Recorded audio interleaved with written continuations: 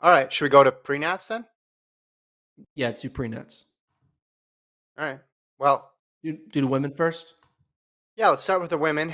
The Garnet 6K, Colorado dominant performance for the women. They scored 159, 16, 23 for a score of 54. Utah was second with 149.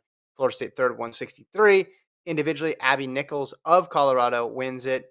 It's a second ahead of Lauren Gregory of Arkansas and then Lauren Ryan of Florida State. I mean, going in, when you looked at the teams, did you think this was going to be a almost 100-point victory for the Buffaloes? Yeah, I did not expect a dominant win for whoever would have won. Looking at the teams, it's definitely obviously not as deep as Nuttycombe. Utah is kind of like a overachiever during the regular season. Florida State, they're on their home course. They're like more of like a 8 to 16 team. Same with Ole Miss and North Carolina. Arkansas, they're good, but they're not great, and they're kind of having an off year. So it Mhm. wasn't like world beaters that they beat. So if you want to show that you have a chance to win a national title, you got to win this race by a lot. And that's what Colorado did.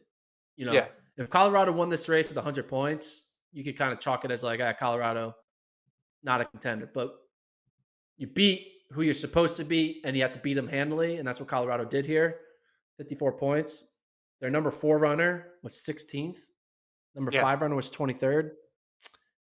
Definitely Colorado should be in the conversation with, the New Mexico's, NC States, and BYU's. It's going to be a little bit of an unknown because Colorado won't race them at Pac-12s. They're going to go up Mhm. against, the Pac-12 Nuttycombe teams that didn't run well. And Colorado Yeah. going up against New Mexico and BYU at the Mountain Regional, you're not going to be able to take much from it because for a fact they're all just kind of Chilling. looking at each other and be like, hey, let's just get through this 6K for Nationals.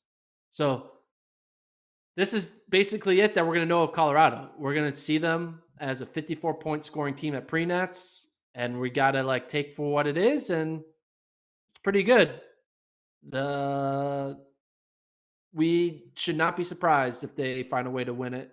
Abby Nichols, transfer from Ohio State, ran Mhm. well, won it individually. Impressed with India Johnson, the Michigan State transfer, Mhm. finishing ninth. Emily Covert, I think she's been dealing with some injuries, finishing fifth. So they had a good 1, 2, 3. And Yeah. then they're fourth. Again, best fourth runner typically wins NCAAs. In this situation, their fourth runner was Rachel MacArthur. She's a lot of Yeah. experience. So Yeah. I'll be excited to Another see trend. how they do.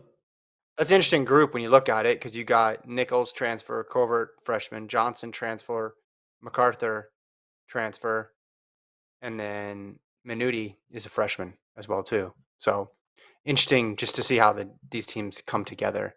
Some of those Yeah. transfers have been there longer than others, but it's just interesting to track it.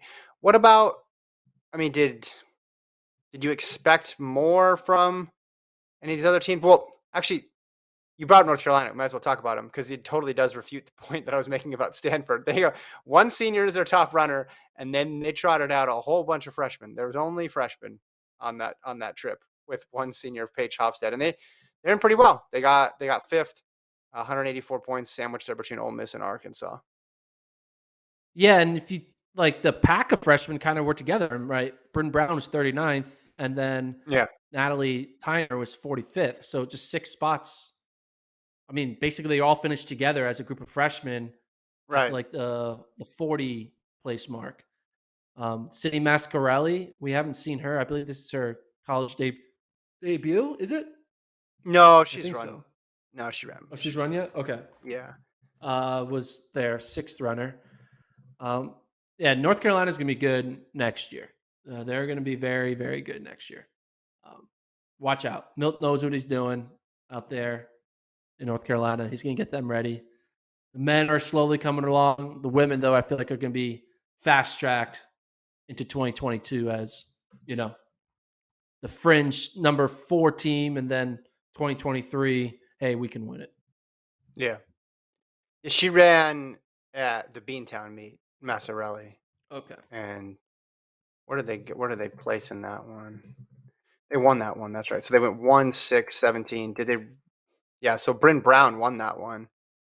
Then Sasha Naglia, and then Hanson, Tyner, Harrington, all freshmen. Dobson, another freshman. But, I mean, they didn't run Hofstad here, so everybody was a freshman at this meet. That's incredible. Yeah, a lot of youth there. A lot of youth. I guess there's two types of freshmen, right? There's the redshirt freshmen that actually were there last year, and then there's the freshmen who are freshmen this year. So, but still, Actually, there's there's an three FR next to freshmen. it. There's also COVID freshmen. Well, that's what I'm talking about. The ones who were here You said last there's two year. freshmen. There's three types of freshmen. There's 20 people who are starting in 2021. There's people who started in 2020, right? Is there another group? Yeah, but there's people who started in 2019 who are freshmen. Oh, because